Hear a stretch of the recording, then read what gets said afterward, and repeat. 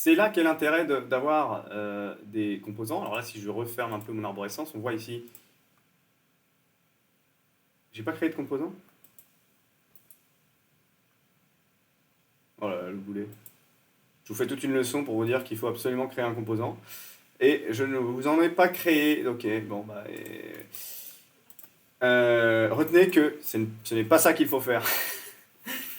Donc, tout en haut de l'arborescence ici, je n'ai pas ici créé de nouveaux composants. Donc, normalement, en fait, j'aurais dû commencer par créer un nouveau composant. Et c'est pas grave, parce que du coup, on va voir ici ce qui se passe quand on le fait après coup.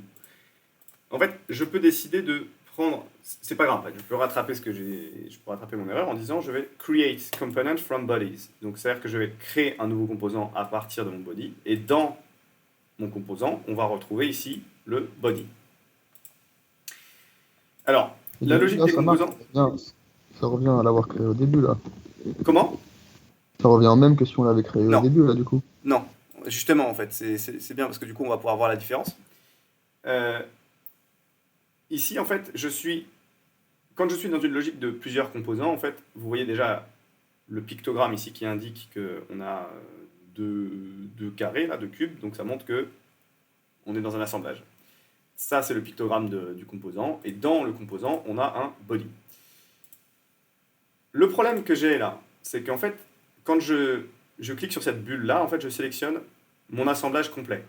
Si je viens ici dans mon composant et que je sélectionne mon composant, regardez dans mon historique, je n'ai plus rien. En fait, je n'ai qu'une opération qui est l'opération qui était de create component from bodies, c'est-à-dire j'ai créé un composant depuis le body que j'avais fait sans composant préalable.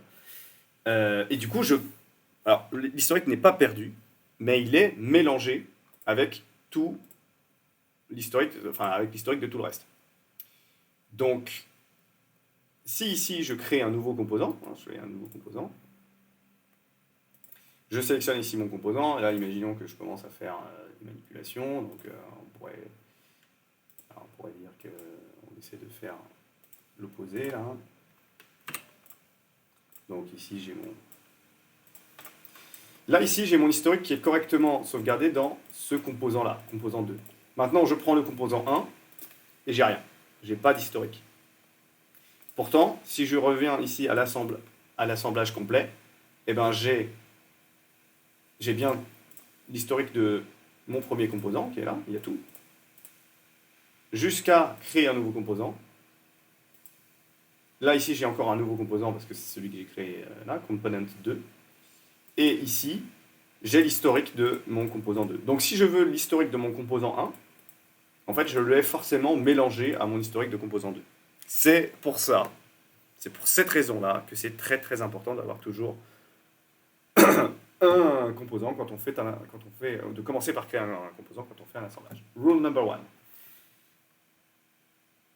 Ok, je vais supprimer ça. Et on va faire avec. C'est pas grave. Donc l'objectif là ici va être de créer un nouveau composant, sauf qu'on va créer un composant à partir de celui-là. Donc on va faire create mirror, miroir, miroir. Je prends mon miroir, c'est mon outil. Et ici je regarde bien ce que j'ai comme type de miroir que je vais activer. Donc par défaut c'est faces. On pourrait faire le miroir d'un body, de feature, donc les features c'est des éléments qui sont ici dans l'historique, ou d'un composant. En l'occurrence, on veut un nouveau composant, donc on va faire un miroir d'un component. Je clique bien sur, je sélectionne bien le type component, et là on voit que je peux sélectionner ça par exemple.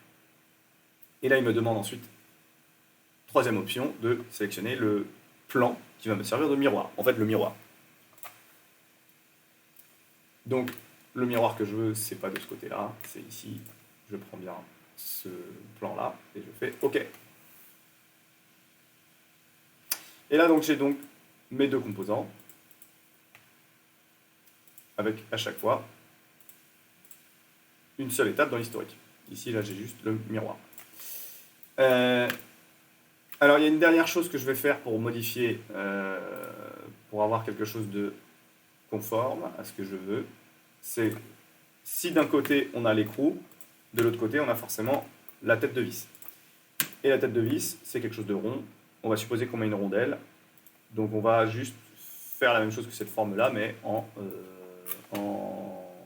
circulaire, en cylindre. Donc je vais créer un sketch.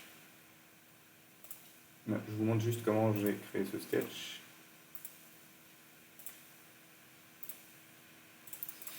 Je crée un sketch et je me place sur ce plan-là, tout simplement. Automatiquement, il trouve le centre de ce plan, donc je peux faire C pour créer un cercle. Et on va dire, bon, une valeur de 20.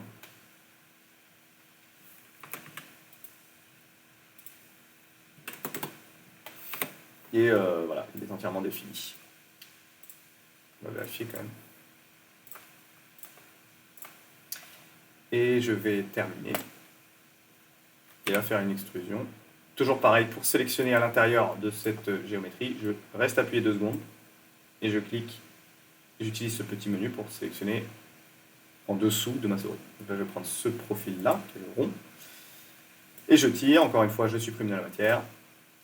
Et donc, d'un côté, j'ai mon logement pour la tête de vis, de l'autre, ou la rondelle, et de l'autre, j'ai mon écrou. Donc, je peux bien refermer la lunette et chasser les renards.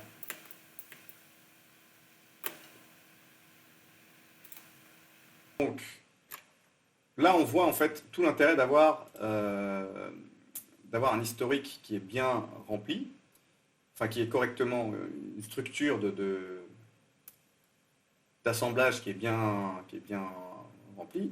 Si je coche en haut là, cette petite bulle, je vais voir dans mon historique en bas tous les éléments mélangés, dont le miroir. Pourtant, le miroir ne fait pas partie du premier composant. Donc maintenant, si je sélectionne ce premier composant, j'ai bien toutes les opérations qui sont liées à ce premier composant. Si je sélectionne mon composant miroir, je n'ai que cette opération de miroir, ce qui est logique, puisque ce miroir est une copie conforme de ce premier composant.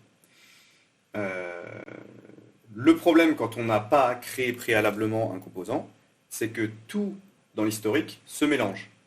Et du coup, en fait, quand on vient sélectionner lunettes de miroir, on voit apparaître la totalité des historiques mélangés. Donc c'est pas ce qu'on veut. Ce qu'on veut, c'est avoir un historique clair.